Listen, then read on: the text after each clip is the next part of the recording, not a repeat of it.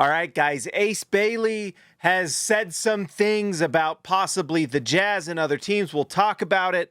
Also, some new Jazz intel about the draft and what's going on. We're getting a better idea of what the Jazz are looking to do. And also, a new action figure behind me. Can you guess which one it is? I'll reveal it at the end. All right, let's do this. It's the Hoops Nerd Show.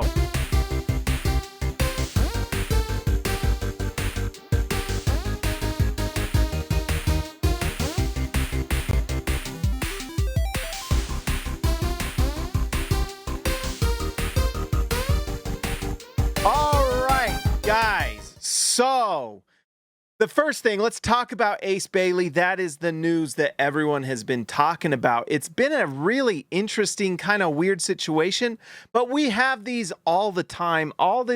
Every single year come draft time, there's usually some sort of prospect that things don't go very well. Basically, what's going on is that Ace Bailey and his representation, and I think a lot of this is influence from representation. I don't know if Ace Bailey is getting a lot of great direction from whoever his agent is, Omar Cooper or something like that.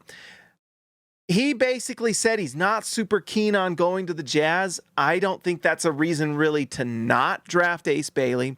But there's a few more things other than that that's going on. And I know Jazz fans, we hear something like that and we're like, oh my gosh, can't draft him now. You know what? Yes, you can. You actually can. The question is, do you want to? And I have there's some red flags with Ace Bailey that make it so he's not kind of this can't miss home run prospect. Otherwise, he'd be completely locked in at number 3 to Philadelphia. But that's really the first little element of Ace Bailey. But what we found out is that he has not had workouts with anyone. He has not had workouts with, obviously not the Jazz. They view him, according to these reports, this all comes from Jonathan Givony, by the way. You can look it up and read him if you want.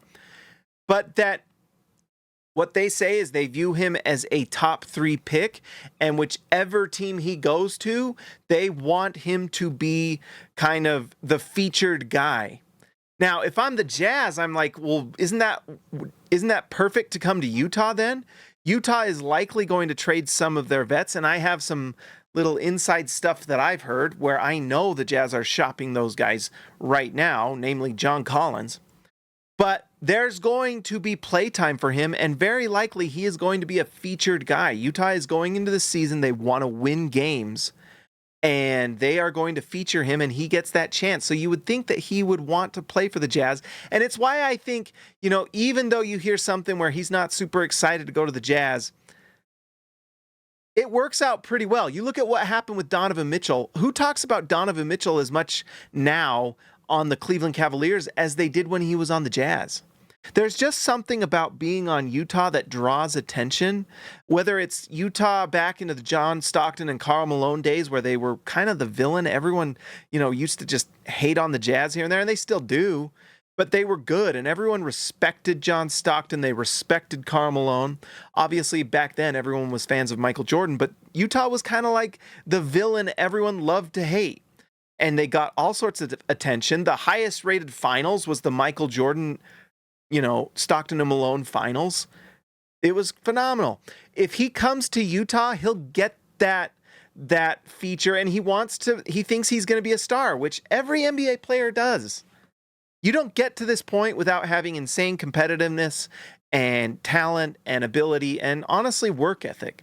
Now, the question is, are you insanely competitive, and do you have insane work ethic once you're getting that money? Once you're on the team, are you still going to work on your game? Are you going to improve? Are you going to do all these things? That's the question.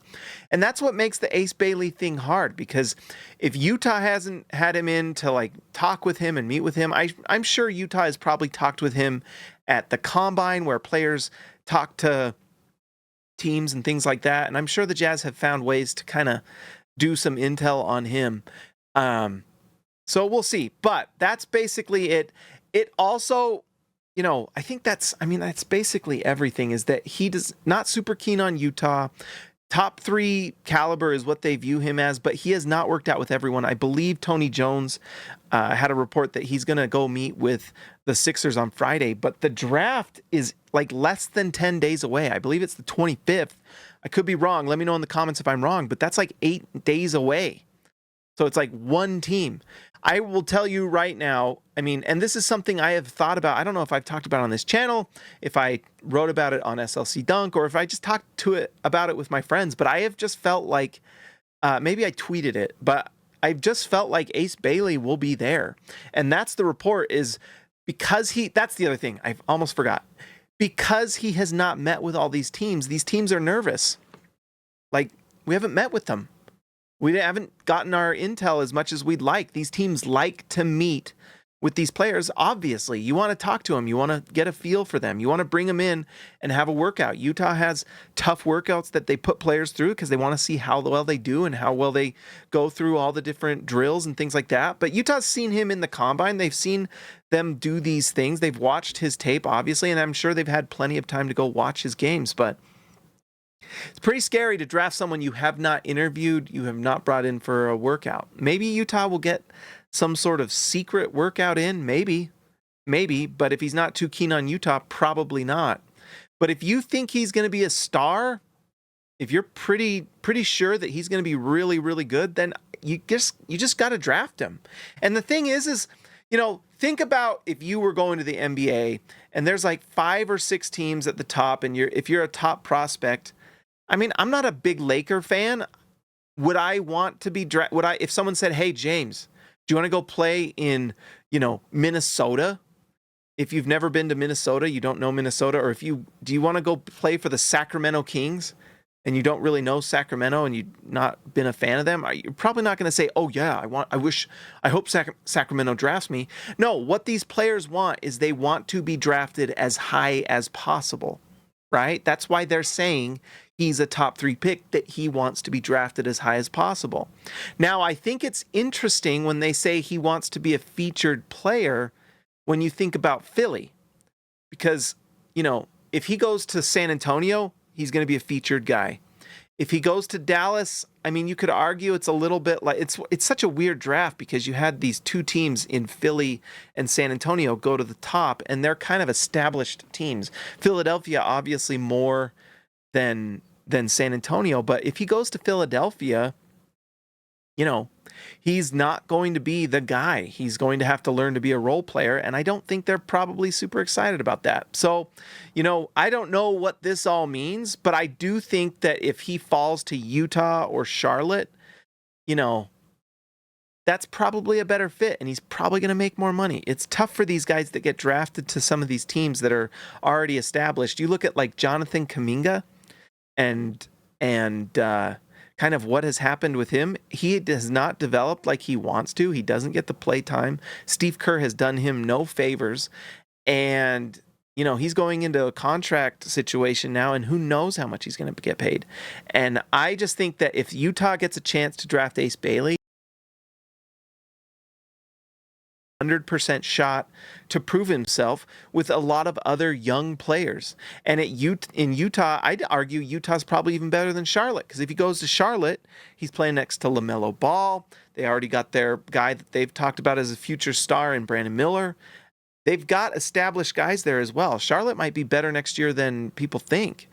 And so going to Utah is kind of one of those places that it's kind of like the first pick that he can be featured. The other one is Washington. I don't think he falls past 6. I think if he falls past Charlotte and Utah has a chance, I think it's pretty hard to pass on Ace Bailey if he's there.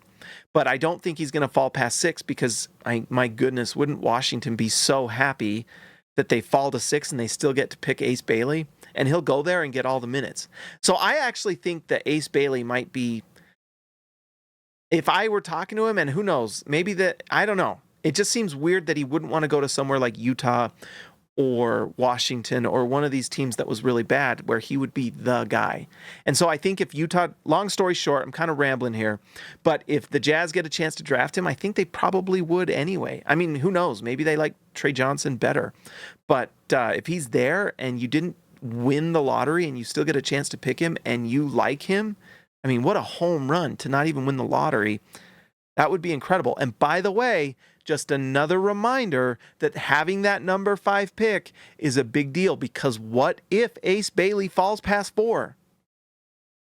You know that Washington would have picked him at 5. You know they would. You know they would. But Utah gets that choice before Washington. And it's a burdensome choice. I mean, it's a tough one because I think, someone like Con Knipple, or however you say it, I think he's pretty sure thing to be a nice NBA player. I don't know if he's going to be a star or anything like that, but I think it's pretty clear he's going to be a starting level player in the NBA for a long time. And that's tempting because knowing you're going to get a good player makes a lot of GMs happy. You don't want to miss. Ace Bailey comes with some miss potential because, the handle's not that great. All of this stuff about not meeting with teams and things makes you wonder, does he have the IQ? The passing is not as good as you'd hope it would be. I think it got better as the season went on, but, it's not for sure at all. So anyways, that's the Ace Bailey take. Now, the other thing that happened is we got some intel from Jake Fisher. I wrote about it on SLC Dunk if you haven't read it already. But it looks like the Utah Jazz, there's teams, right? Here's what Jake Fisher says. And he talks about Charlotte. He talks about, he says, as of now, Utah appears to hold the middle block in this Jenga tower at number 5. The Jazz, unlike the Sixers and Hornets, have not actively encouraged trade interest from teams further down the draft board. Sources say Utah also appears to be operating in contrast to Washington at number 6, with some rival teams projecting the Wizards as a potential trade-up candidate to leapfrog the Jazz and maybe even the Hornets. So there you go. Utah, like I've been trying to preach and teach and say, the tank worked. Because what's Washington trying to do? They're doing what Utah did the last 2 seasons, trying to trade up. What's interesting about that, Utah's not trading back, at least as of now. Maybe things can change on a dime. Maybe they trade back come draft night because someone gives them just a crazy offer, and maybe they know that Con Knipple will be there at 6 or 7 or something, or maybe they love Common Malawach as much as they love Trey Johnson. Let's say Ace Bailey goes to 4 and the Hornets pick him, and Utah's like, we think Malawach is same caliber as Trey Johnson, and we can get Malawach at 7. Let's trade back. Utah's not doing that. So it means that what this means is Utah likes what's going to be there. And that is really comforting to me. After the pain and agony, I got to be careful. Every time I yell or scream, I get the hiccups. I do not want to end this show with the hiccups. But the absolute despair, there we go, of losing the lottery, it still worked out. Because at worst, the report from Jake Fisher is that the Sixers are taking VJ Edgecombe at 3. That would be my prediction. Although you never know. Maybe they trick us and they take Ace Bailey. I don't know. Maybe it's hard to pass up on 6'8", 6'9", that can make tough shots and athletic. And if you think you can develop that, then you've got something really nice. But it sounds like 70-30 chance that the Philadelphia 76ers are taking VJ Edgecombe, which is a bummer because I would love for him to be at 5. I wanted VJ in this draft. I think he's going to be awesome. Obviously, he's not that big wing that you just kind of look for. Another, reminder that Ace Bailey's hard to pass up. It is hard to pass up 6'9" shot-making athletic wing that can also defend, by the way. So, but it sounds like they might get VJ. He might fit in quicker with what they're doing because the Philadelphia 76ers are a contender. Then it comes down to Charlotte, and they've got choices. At that point, Charlotte can pick Ace Bailey. They can pick obviously Trey Johnson. The other one that everyone is talking about, and I'm hearing more and more where you're reading it or listening, is Con Knipple. Those are kind of what it seems like the guys. And then the other one who is in Utah today for draft workouts, Jeremiah Fears, who's really interesting as well. I think he's the youngest in the draft, or next to the youngest, next to like Cooper Flagg, because they both re-entered at a younger age, or whatever it's called. I can't remember the word. They are the youngest in the draft, and Fears is incredibly fast. He kind of brings what that's why VJ Edgecombe is really interesting, because, one of the elements of of Fear's game that's really nice is his ability to get to the rim and things like that. But VJ Edgecombe does as well, but he's a little bigger and he's the best athlete in the draft and he will cram it on you and he's an elite defensive prospect. That's why VJ is nice, guys. I wanted VJ. But anyways, so Charlotte chooses between Ace Bailey, Trey Johnson, Con Knipple, and Jeremiah Fears. Utah's bringing in Jeremiah Fears to get a look. Someone online told me that they saw Con Knipple on the flight to Salt Lake, so maybe Con has been here. But Utah's looking at him, and we've seen reports that Utah has interest in Con. And then there's reports about Trey Johnson. Every single mock right now has Utah with Trey Johnson. And basically what this news that Fisher tells, what it tells me, what that tells me is that they like any of those guys at that spot. But they also don't want to miss out on them. I think that they like Trey Johnson. I've done this a long enough time, guys, where you can kind of read these things. Just had so many reports of Philadelphia liking VJ. And everyone asks themselves, well, why do they like VJ when Ace Bailey's like the top prospect, right? And it's because things like this happen that we don't know about, where like agents are moving things around and telling teams this or that, and they're not getting a workout, and agents and players try to maneuver themselves in the draft sometimes. And so who knows, but it's basically, this is my prediction. It's going to go Cooper Flagg 1, obviously, Dylan Harper 2, VJ 3. The question mark is Charlotte. We know that Charlotte from Fisher, they're taking VJ if he's there at 4. So if the Sixers take Ace Bailey, I'm sad to say that VJ Edgecombe will be taken at 4, and then Utah is picking between Trey Johnson, Con Knipple, and Jeremiah Fears. Those 3 guys. And right now it makes sense that Utah would bring those guys in to work them out. This is going a little long. I don't care. I really like Trey Johnson. There's just something about it that's making me go. The guy was measured bigger at the combine than we thought. I think he was 6'5" without shoes, 6'4", 6'5", whatever it was. I think he was just a hair under 6'5", so 6'4" and 7/8. I don't know. I'll have to look it up. But he's 6'6" with shoes. He is an elite scorer, 2-level scorer at least. And I think when you look at his combine, his leap and his athleticism tested well. So there's like ceiling there where he can be a 3-level scorer. And, I think we've seen some things online where some of the different beat reporters have talked about the fact that his passing is better than people think. And so I guess for me, if I'm choosing, I'm assuming that Ace Bailey is off the board and VJ Edgecombe's off the board. You're picking between Con, Trey, and Jeremiah Fears. I have a hard time passing on Trey Johnson. He's of those guys, he's got the best size. Jeremiah Fears is a little smaller. If I was comparing, like, best case scenario to me with Fears is that he's like Darius Garland, which is a really nice player and like a fringe all-star. I think he made an all-star team at least once. There's a world where Trey Johnson is kind of in the archetype of SGA, who we're watching in the finals, where you've got this shooting guard that has this elite mid-range game, can spread the floor at 3. One thing that's awesome about Trey Johnson is he spreads the ball. I mean, he can shoot it from the logo. He's one of those guys. And so he creates that gravity that, goes from the 3-point line extended.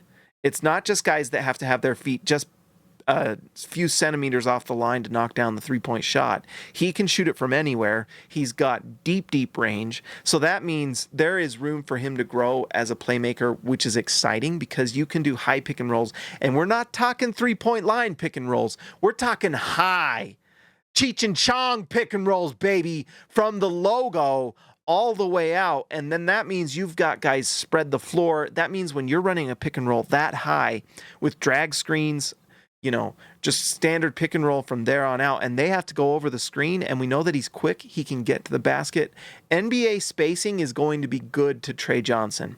And if we know that his passing can be better, or it's something that he can develop, then I can see him being, he's not like SGA. SGA is so balanced, and his ability to score in the mid-range and his craftiness is unbelievable. Trey Johnson is more of a step back 3-point guy. I think he's actually a little bigger than SGA. I think they're actually pretty similar size. That's what's exciting, is he's as big as SGA, if not bigger, plays the same shooting guard position, and can be kind of that focal point scorer like SGA is. They're different players. SGA is the MVP and arguably the best player in the league right now.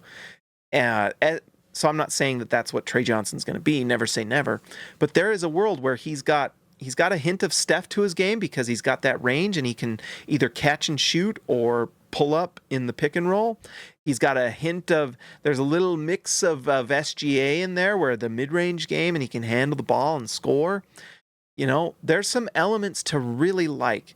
And, there was one clip, the team that does such a good job, No Ceilings, is great. Their highlight videos are awesome. I watched, his defense has potential to be nice. I watched him do those.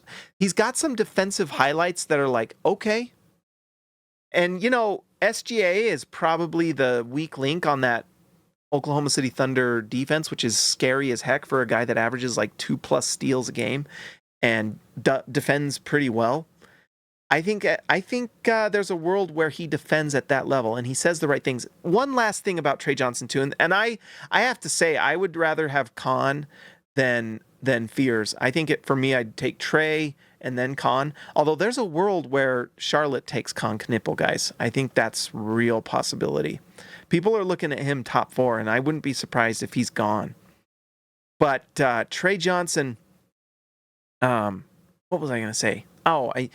Just the mentality. If you haven't, there's a podcast, Kevin O'Connor. It's worth listening to. He interviewed Trey Johnson, and I love his personality. It's really good. You can tell he's really smart. He gets it. He understands the game and loves basketball. All he cares about is basketball. This is what he's obsessed with, wanting to be great. And that's what you want. I mean, you can't ask for anything better. Obviously, it would be nice if Utah had won the number 1 pick or the number 2 and got Dillon or Cooper. But you can do worse than Trey Johnson, man. 6'6", scoring guy. He could be really, really special. And then next year, Utah has a chance to keep that top 8 pick. There is 3 or 4 guys that are number 1 pick worthy next year. It's a crazy top-heavy draft next year. AJ DeBonsa, Darren Peterson, Cam Boozer, it's crazy. All of those guys would be in the running for number 1 overall pick in this draft with Cooper, which is, I think, part of why, that's the word, reclassified. That's why I think Cooper reclassified.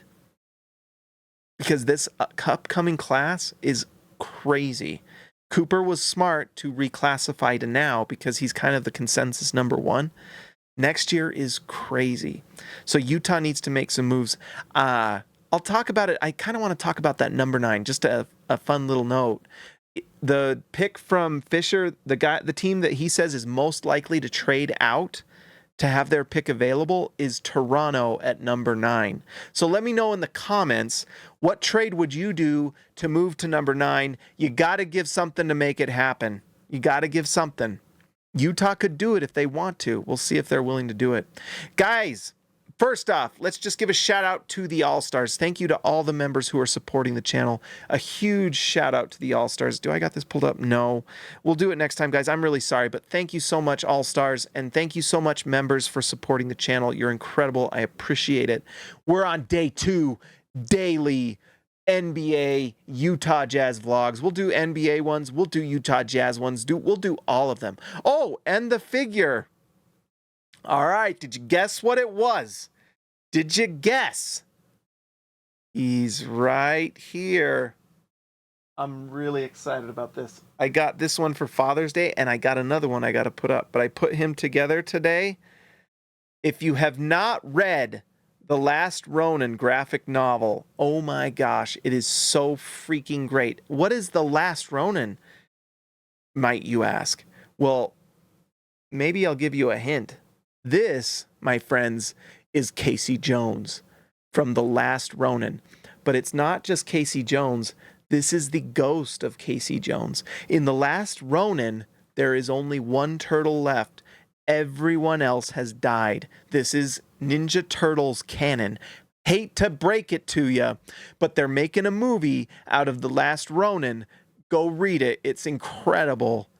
Who do you think is the last Ninja Turtle to survive? He carries the weapons of all his brothers. The spirits of the turtles and Casey Jones follow him to cheer him on to get revenge. It's The Last Ronin. Guys, like and subscribe to the channel. I will talk to you next time.